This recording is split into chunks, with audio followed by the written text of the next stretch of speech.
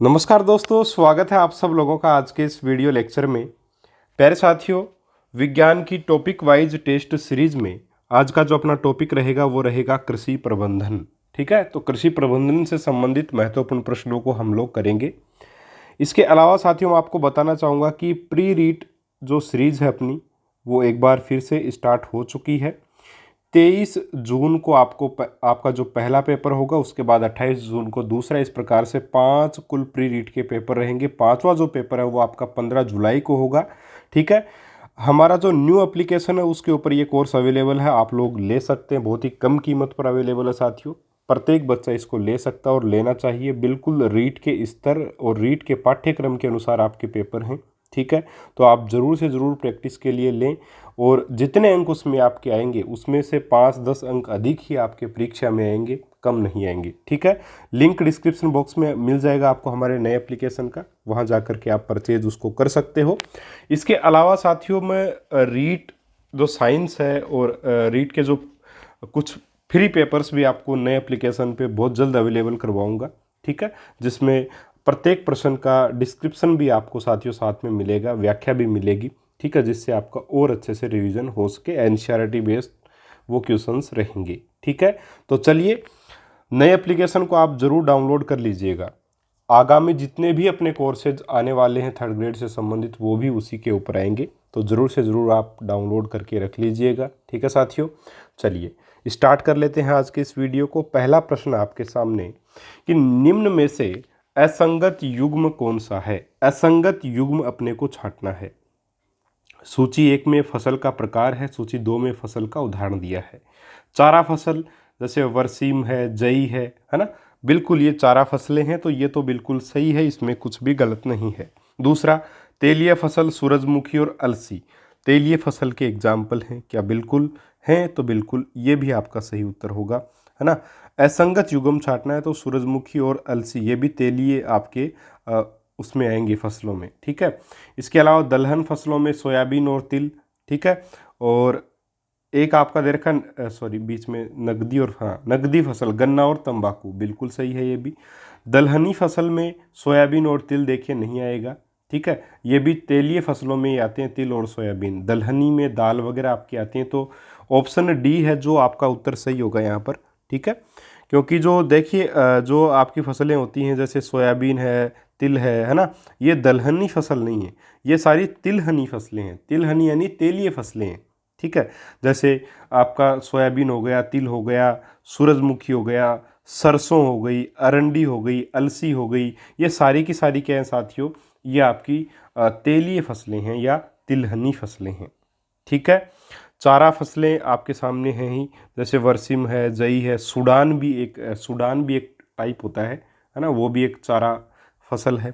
ठीक है, इसके अलावा साथियों आपकी नगदी फसलें जो हैं उसमें आपकी गन्ना है, तंबाकू है, ये सारी सारी आपकी आलू है ना, ये नगदी फसलों में आते हैं आपके। ठीक है, तो ऑप्शन डी यहाँ पर आपका उत्तर होगा। अगला प्रश्न है, निम्न में से कौन सा युग्म खरीफ एवं रबी की फसल का सही युग्म है। खरीफ और रबी की फसल का, एक तो खरीफ की हो और एक रबी की हो, तो इस प्रकार की आपकी जो फसल है वो कौन सी होगी साथियों। यहाँ पर देखिए धान एवं मूंग, तो धान देखिए, धान जो है वो साथियों खरीफ की फसल है, लेकिन मूंगफली जो है वो भी आपकी खरीफ की फसल है, तो दोनों ही खरीफ की फसलें हो गई है। ये दोनों धान और मूंगफली दोनों खरीफ की फसलें हैं।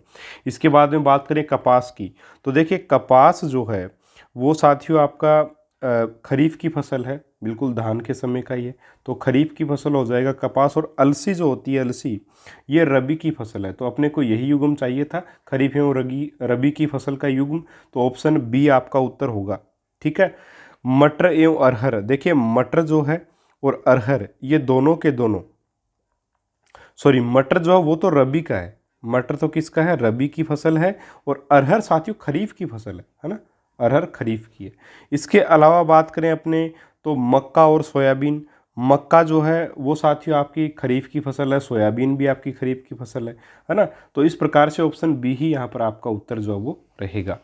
अगला प्रश्न, फसल उत्पादन में सुधार हेतु कार्यरत विधियों के संदर्भ में कौन सा कथन असत्य है। एक, इसका उद्देश्य उच्च मृदा लवणता रोग एवं पीड़क प्रतिरोधी फसलों का विकास करना है। ठीक है, सही कथन है ये, इसमें तो क्या गलत होगा। दूसरा आपका, इसके अंतर्गत उच्च पोषक गुणवत्ता एवं कम परिपक्वन काल वाली फसलों का विकास करना है। ठीक है, तो देखिए कम परिपक्वन काल वाली यानी कि कम समय में जो परिपक्व हो जाएं ऐसी फसलों का विकास करना और उच्च गुणवत्ता युक्त हो, तो ये भी सही है। ठीक है भाई, फसल उत्पादन में सुधार किया जा रहा, तो ये चीज़ तो दोनों करनी ही पड़ेंगी। तीसरा क्या है, इसके लिए HYV यानी कि उच्च उपज किस्म, हाई यील्डिंग वैरायटीज, ठीक है, का विकास आनुवांशिक रूपांतरित फसलों के रूप में प्रमुखता से किया जाता है। ठीक है, तो यहाँ पर कौन सा कथन आपका क्या, देखिए असत्य कथन है। तो यहाँ अपन देखेंगे कि इसमें तीसरा जो कथन है वो असत्य है। क्यों, देखिए फसल उत्पादन में सुधार हेतु कार्यरत विधियों के संदर्भ में जो कथन 3 है वो असत्य है, क्योंकि उच्च उपज किस्म जो HYV है के विकास के लिए भारत में मुख्यतया कृषि संकरण विधि का उपयोग किया जाता है ना। आनुवांशिक रूपांतरित फसलों के रूप में GM जो है वो उसका उपयोग नहीं करते। भारत में जो आनुवांशिकता या रूपांतरित या जेनेटिकली मॉडिफाइड GM जिसको बोलते हैं फसल के रूप में केवल BT कपास ही है ना। तो GM इस विधि के द्वारा रूपांतरित है BT कपास, यही है सिर्फ। बाकी HYV जो फसलें हैं वो आपके एक प्रकार से कृत्रिम संकरण विधि के द्वारा इनका जो वो निर्माण किया जाता है। तो केवल यहाँ पे ऑप्शन 3 जो है वो गलत होगा, असत्य कथन होगा। ऑप्शन B आपका सही उत्तर साथियों यहाँ पर हो जाएगा। ठीक है, थोड़ा देख लीजिएगा इस प्रश्न को भी, बहुत अच्छा प्रश्न है। अगला प्रश्न है, फसलों के उत्पादन में पोषक प्रबंधन सर्वाधिक महत्वपूर्ण होता है तथा पादपों को ये पोषक तत्व मुख्यतः जल, वायु एवं मृदा से प्राप्त होते हैं। पादप पोषकों के संदर्भ में निम्न में से कौन सा कथन असत्य है। एक, पादपों में हाइड्रोजन एवं ऑक्सीजन प्रमुख रूप से जल से प्राप्त होती है। ठीक है, पहला कथन। दूसरा है, पादप नाइट्रोजन को मुख्यतः मृदा से ग्रहण करते हैं जो कि वृहत पोषक तत्व है। बिल्कुल सही बात है, वृहत पोषक तत्व है और मृदा से ही प्राप्त होता है। ठीक है, जो आपके कीटभक्षी पादप होते हैं जो दलदले क्षेत्र में पाए जाते हैं, तो दलदले क्षेत्र में नाइट्रोजन की कमी होती है, इसी वजह से वो कीटों का भक्षण करके नाइट्रोजन की पूर्ति करते हैं, है ना। क्योंकि नाइट्रोजन तो पौधे के लिए आवश्यक है, और ये नाइट्रोजन मिलती कहाँ से है, मृदा से मिलती है, मिट्टी से मिलती है। ठीक है, हाइड्रोजन और ऑक्सीजन प्रमुख रूप से जल से प्राप्त करते हैं, ये भी बिल्कुल सही है। फिर है, पादप कार्बन को मुख्य रूप से वायु से CO2 के रूप में ग्रहण करते हैं। बिल्कुल सही पॉइंट है ये भी। तो सारे सही है इसमें, ऑप्शन D इसमें सही होगा, इनमें से कोई नहीं, कोई भी असत्य नहीं है, सारे बिल्कुल सही हैं। तो ऑप्शन D इसका उत्तर हो जाएगा। अगला प्रश्न देखिए, खाद के संदर्भ में, देखिए खाद और उर्वरक दोनों अलग अलग होते हैं। ठीक है, थोड़ा सा देख लीजिएगा इनको। खाद के संदर्भ में निम्न में से कौन सा कथन सत्य है। यह एक प्राकृतिक उर्वरक है, बिल्कुल सही बात है, जो पोषक तत्वों की अल्प मात्रा किंतु कार्बनिक पदार्थों की उच्च मात्रा युक्त होता है। दूसरा, यह मृदा की उर्वरता एवं फसल का उत्पादन घटाती है, ये तो पॉइंट बिल्कुल गलत है ना। अपने को सत्य कथन का चुनाव करना है, तो पहला जो कथन है साथियों वो एक तो सही है, दूसरा सही नहीं है। तीसरा, यह चिकनी मृदा में जल अवशोषण का कार्य करती है तथा बालू मृदा की जल धारण क्षमता बढ़ाती है। यानी कि खाद अगर अपन डालेंगे ना तो वो जल धारण क्षमता किसी भी मिट्टी की बढ़ाएगी ही बढ़ाएगी। तो ये पॉइंट भी बिल्कुल सही है, क्योंकि वो फोफली होती है खुद और नमी को सोखती है। तो पहला और तीसरा कथन दोनों सही हैं। तो इस हिसाब से आपका ऑप्शन A जो है वो यहाँ पर आपका उत्तर बनेगा। ठीक है साथियों, चलिए आगे बढ़ते हैं। अगला आपका प्रश्न है, उर्वरक एवं खाद के संदर्भ में निम्न कथनों पर विचार कीजिए और उसके बाद में आपको बताना है असत्य कथन कौन से हैं।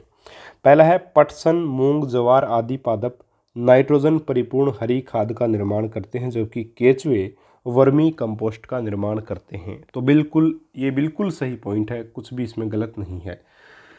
दूसरा है, रासायनिक उर्वरक NPK युक्त होते हैं। NPK युक्त, देखिए इसमें कंफ्यूज नहीं होना आपको। N का मतलब यहाँ है नाइट्रोजन, ठीक है।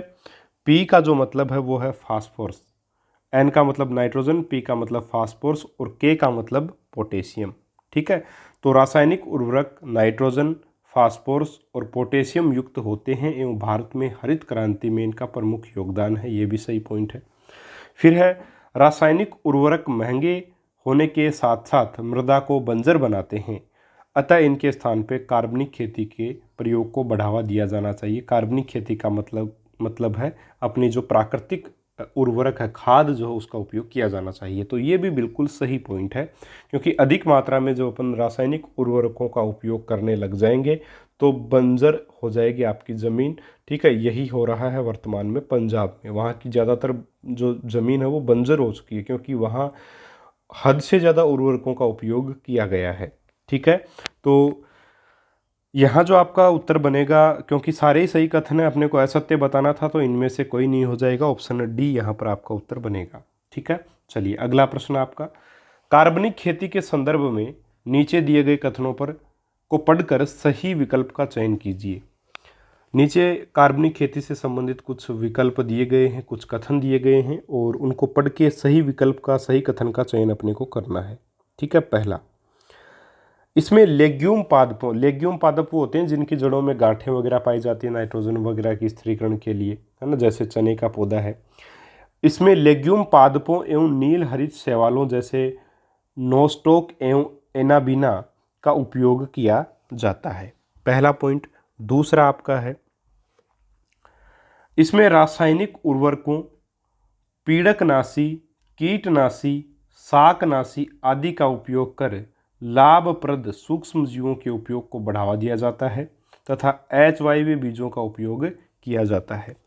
कार्बनिक कृषि से संबंधित अपने को बताना है। तो देखिए, कार्बनिक जो कृषि होती है उसके संदर्भ में केवल और केवल कथन एक सही है आपका, है ना, और आपका कथन दो कार्बनिक खेती से संबंधित नहीं है। कार्बनिक खेती का मतलब है कि साथियों प्राकृतिक खाद का उपयोग किया जाए। यहाँ पे पीड़कनाशी, कीटनाशी, शाकनाशी, रासायनिक उर्वरक का उपयोग हम लोग नहीं करेंगे। कार्बनिक खेती मतलब ऑर्गेनिक खेती करना, है ना।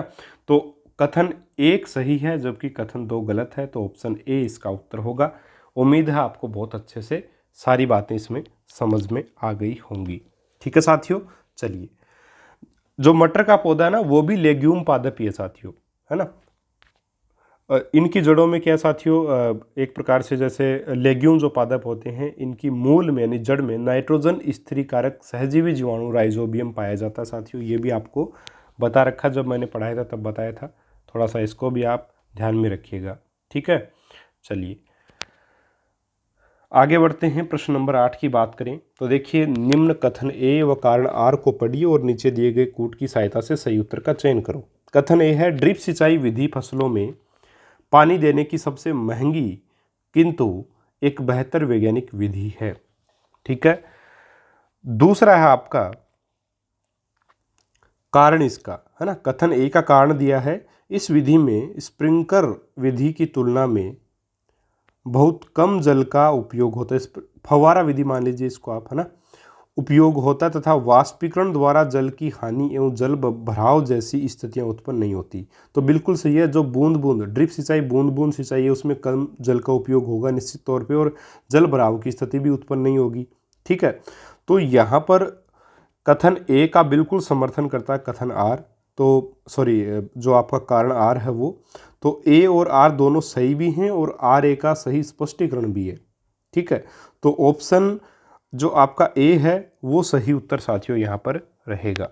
ठीक है, चलिए आगे बढ़ते हैं। अगला आपका प्रश्न, निम्न में से फसल उगाने के लिए विभिन्न पैटर्नों या प्रकारों के संदर्भ में असत्य कथन कौन सा है। पहला है, मूंग प्लस गेहूं प्लस गन्ना प्लस मटर 3 वर्षीय फसल चक्र का एक उदाहरण है। ठीक है। दूसरा कथन आपका, दो अलग अलग फसलों को एक साथ एक ही समय पर एक ही खेत में उगाना मिश्रित फसलीकरण कहलाता है, उदाहरण गेहूं प्लस मूंगफली।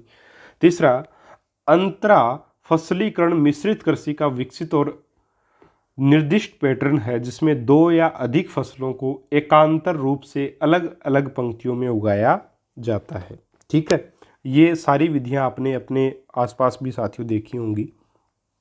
तो इसमें देखिए सही कौन सा है ना, सॉरी असत्य कथन कौन सा है ये बताना आपको।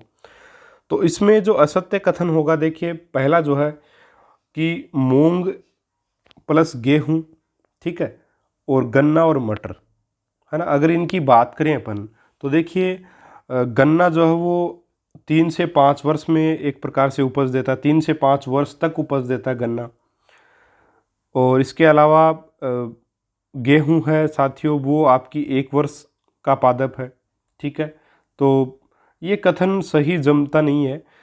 अगर अपन इसको देखें तो अगर 1 वर्ष से स्टार्ट करें अपन, है ना, तो 3 से 5 वर्ष तक की उपज नहीं, मतलब भाई यहाँ लिखा है इसमें कि 3 वर्षीय फसल चक्र का उदाहरण है। 3 वर्षीय फसल चक्र नहीं होगा भाई, ये मूंग आपका गेहूं है ना, मटर है, ये 1 वर्षीय हो जाएंगे। गन्ना जो है वो 5 वर्षों तक देता है लगभग, है ना। तो यहाँ पर साथियों आपका आंसर बनेगा ये बनता है इसमें गन्ना जो है उसकी वजह से ये सही नहीं होगा, क्योंकि 3 वर्षीय फसल चक्र का उदाहरण नहीं है साथियों ये।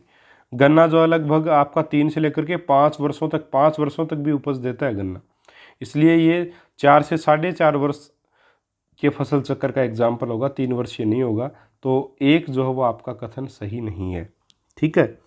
इसके अलावा अगर बात करें अपने दूसरा जो कथन है उसकी, तो गेहूं और मूंगफली की बात की जा रही है।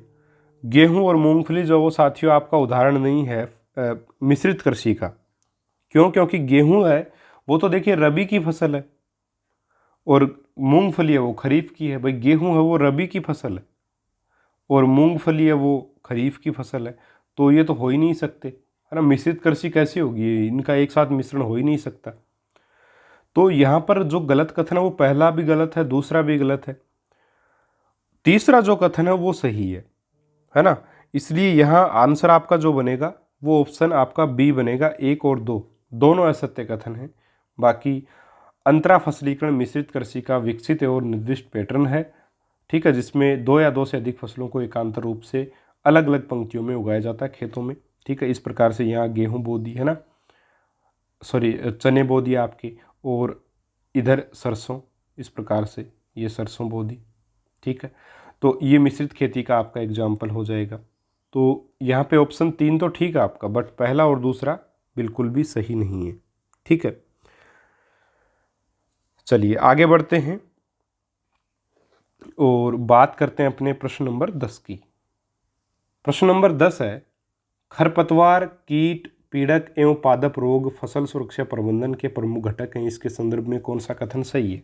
एक, जेंथियम पार्थेनियम आदि खरपतवार पादपों से जल एवं पोषक तत्वों हेतु प्रतिस्पर्धा करते हैं, जबकि कीट पादपों के विभिन्न भागों को खाकर उपज नष्ट करते हैं, ठीक है। तो कौन सा कथन सही है ये पूछा आपको, तो ये तो बिल्कुल ठीक है भाई। कोई भी खरपतवार हो, इन दो का नाम दे दिया, बाकी कोई भी खरपतवार हो प्रतिस्पर्धा बिल्कुल फसल से करता है, कुछ समय के लिए ऊपर निकलता है और फसल को एक प्रकार से बहुत ज़्यादा नुकसान पहुंचाता है। कीड़े भी क्या करते हैं, कीड़े मकोड़े फसल के विभिन्न भागों को खा करके उसको नष्ट कर देते हैं।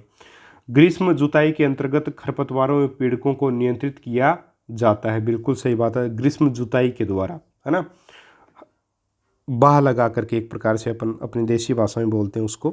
फिर है नीम का तेल या रस और अंतरा फसलीकरण, फसल चक्र, जैव पीड़कनाशी आदि खरपतवार एवं पीड़क नियंत्रण के सुरक्षित विकल्प हैं, तो ये भी सही है ना। खरपतवार वगैरह की कीड़े मकोड़ों से इनसे अपने को सुरक्षा मिलती है। तो सारे ही कथन सही है, यहाँ पे गलत कुछ भी नहीं है। तो उपयुक्त सभी आपका उत्तर जो है वो यहाँ पर रहेगा ऑप्शन नंबर डी। अगला प्रश्न है, जीवों के निम्नलिखित प्रकारों पर विचार कीजिए, जीवाणु, कवक और पुष्पीय पादप। फिर है प्रश्न, उपयुक्त जीव प्रकारों में से किसकी या किन की कुछ जातियों को जैव पीड़कनाशियों के रूप में प्रयोग किया जाता है।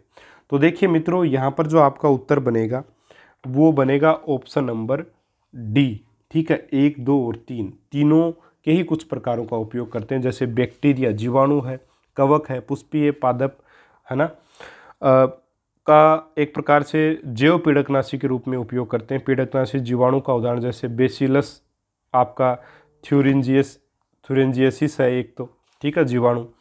पीड़कनाशी कवक का उदाहरण है ना, ब्यूवेरिया बसियाना।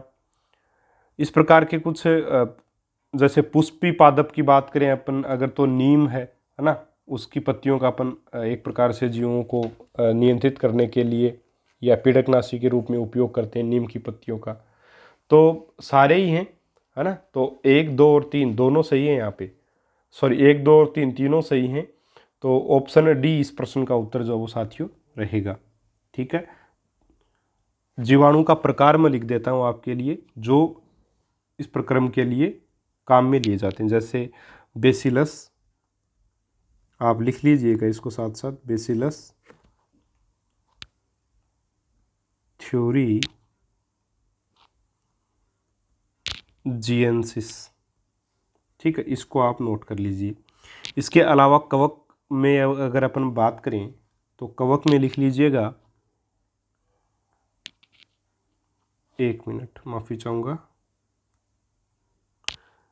ब्यूवेरिया, ठीक है, बसियाना, ये कवक का एक प्रकार है जो इसके लिए उपयोग में आता है। ठीक है, पुष्पीय पादप में नीम वगैरह है। तो ऑप्शन आपका डी यहाँ पर सही उत्तर साथियों रहेगा। ठीक है, चलिए अगला प्रश्न देखते हैं। सूची 1 का 2 से अपने को मिलान करना है। सूची 1 में पादप रोग है, सूची 2 में कारक हैं। सिट्रस कैंसर, ठीक है, तो यहाँ देखिए मिलान इनका सुमेलित आपको करना है। तो सिट्रस कैंसर किससे संबंधित है? सिट्रस जो कैंसर है वो जीवाणु जनित रोग है साथियों, है ना। किससे जनित रोग है? जीवाणु जनित रोग होता है। सिट्रस कैंसर है वो नींबू की फसल का रोग है साथियों। किसकी फसल का रोग है? नींबू की फसल का रोग है जो जीवाणु के द्वारा होता है, याद रखिएगा। फिर है गेहूं का रस्ट रोग, तो ये तो आपको बताया भी होगा, गेहूं का रस्ट रोग कवक जनित रोग है। भिंडी का पीत सीरा मोजेक रोग, जिसको अपन बोलते हैं भिंडी का पीत रोग, तो भिंडी का जो पीत रोग है वो साथियों विषाणु जनित रोग है। ठीक है, किससे जनित रोग है? विषाणु जनित रोग है। फूल गोभी का वही पटेल रोग जो है वो साथियों पोषकहीनता जनित रोग है। तो यहाँ जो आपका आंसर बनेगा, देखिए फूल गोभी का जो पोषकहीनता का मतलब है, फूल गोभी में ये रोग होता है मोलिब्डेनम तत्व की कमी के कारण। ठीक है, ये रोग जो है वो फूल गोभी में किस तत्व की कमी की वजह से होता है? मोलिब्डेनम, ये भी याद रख लीजिएगा थोड़ा सा इसमें। ठीक है, तो यहाँ पर जो आपका ऑप्शन करेक्ट रहेगा वो ऑप्शन डी रहेगा। ठीक है, पहले का संबंध 4 से, बी का संबंध 1 से, सी का संबंध 2 से, डी का संबंध 3 से। सॉरी। ठीक है, तो बढ़ते हैं आगे। प्रश्न नंबर 13 की बात करते हैं। प्रश्न 13 है कि निम्नलिखित पर विचार कीजिए। पक्षी, उड़ती धूल, वर्षा, बहती हवा, उपयुक्त में से कौन से पादप रोग फैलाते हैं? बहती हवा फैलाती है, पक्षी फैलाते हैं, ठीक है, वर्षा फैलाती है और बहती हवा भी फैलाती है। सारे ही सही हैं, ऑप्शन डी सही होगा यहाँ पर। ठीक है, अगला प्रश्न, खाद्य संरक्षण के संदर्भ में निम्न कथनों पर विचार कीजिए। एक, जेम एवं स्क्वेस में सोडियम बेंजोइट एवं सोडियम मेटाबाइसल्फाइड का रासायनिक परिरक्षक की तरह उपयोग करते हैं। इसके अलावा आम, आंवला, मांस आदि का परिरक्षण HCl द्वारा किया जाता है। तीसरा कथन है आपका, अचार का परिरक्षण तेल एवं सिरके द्वारा किया जाता है, जबकि दूध को 70 डिग्री सेंटीग्रेड पर 15 से 30 सेकंड गर्म कर तुरंत ठंडा कर परिरक्षित करते हैं, यानी कि कीटाणुओं से मुक्त करते हैं। तो यहाँ पूछा आपको क्या है? असत्य कथन आपको बताना है। ठीक है, असत्य कथन बताना है, तो केवल 2 जो है वो आपका असत्य, बाकी सारे सही हैं। क्योंकि आम, आंवला, मांस आदि का परिरक्षण जो किया जाता है, अपन आम का अचार तो घर में डालते भी हैं, है ना, तो उसमें HCl थोड़ा डालते हैं अपन लोग, NaCl डालते हैं, नमक डालते हैं। ठीक है, नमक से उसका परिरक्षण किया जाता है। जो निर्जलीकरण द्वारा, है ना भाई, NaCl क्या करता है? निर्जलीकरण द्वारा जल को खत्म करके जीवाणुओं से उसकी रक्षा जो है वो करता है। तो ऑप्शन ए सही होगा इसका, केवल दूसरा कथन यहाँ सत्य है, बाकी सही है। तो ये कुछ प्रश्न थे साथियों कृषि प्रबंधन से संबंधित। उम्मीद करूँगा आपको बहुत अच्छे से समझ में आए होंगे और आपका एक अच्छे से टॉपिक का रिवीजन भी हो गया होगा। प्री रीट में रजिस्ट्रेशन करने के लिए, रजिस्ट्रेशन देखिए स्टार्ट हो चुके हैं। सबसे पहले एप्लीकेशन को डाउनलोड कीजिए, एज ए स्टूडेंट उसमें लॉगिन हो जाइए, पेरेंट्स के रूप में लॉगिन नहीं करना है। उसके बाद में आप उसको परचेज कर सकते हैं कोर्स को, और 23 तारीख को आपका पहला प्री रीट का एग्ज़ाम होगा। दूसरे बच्चों के साथ अपना तुलनात्मक अध्ययन देखने के लिए आप लोग ज़रूर से ज़रूर इस कोर्स को परचेज कीजिएगा, आपको डेफिनेटली फ़ायदा मिलेगा। पेपर्स बिल्कुल रीट के स्तर और पाठ्यक्रम के अनुसार ही होंगे साथियों। ठीक है, तो मिलेंगे अपन अगले वीडियो में एक और नए टॉपिक के महत्वपूर्ण प्रश्नों के साथ। तब तक के लिए नमस्कार। जय हिंद, जय भारत।